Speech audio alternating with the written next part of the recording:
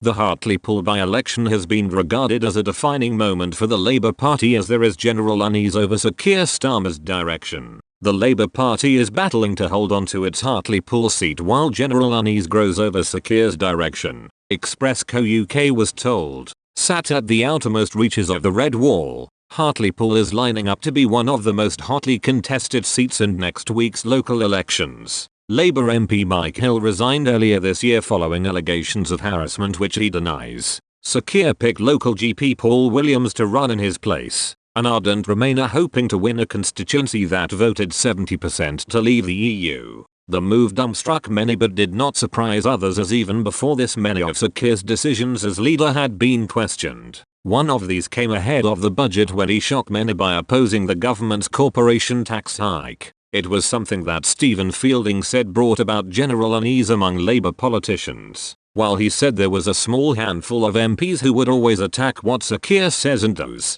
Professor Fielding admitted a wider base in the party was beginning to question their leader. He said this was especially true in Sir Keir's approach to the Red Wall. There's a more general unease among people outside of that core hostile group that are a bit concerned more generally about the direction of his leadership. Since he's become leader, he's focused unremittingly on trying to demonstrate and communicate in different ways, shapes, and forms that the party has changed, and this is aimed at those Red Wall voters. You never see him without the flag, and he's talked about, in various speeches, family, community, security, patriotism. Patriotism is really the one that gets some Labour people's goats up. People like Clive Lewis say, if you start waving a flag like that in order to get votes from Red Wall voters, you're almost implying that that's racist. He thinks that if you don't say, well, I'm patriotic, but there's lots of things wrong with being British. The British Empire wasn't this great thing etc. If you don't critique being British while at the same time saying you're patriotic,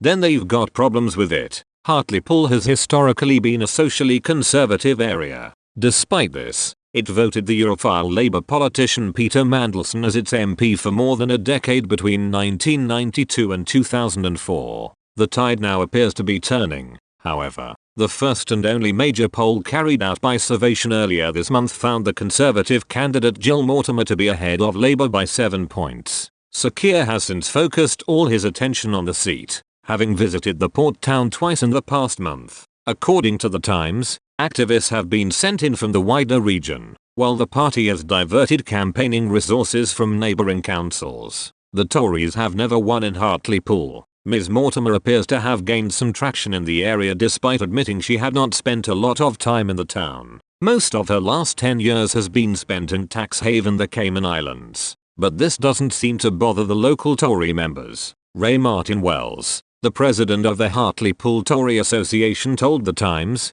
"For the first time in my life, yes, I genuinely do think we could win." Labour has a narrow 3,595 vote majority in the seat, the result of a surge in popularity for the Brexit Party in the 2019 general election.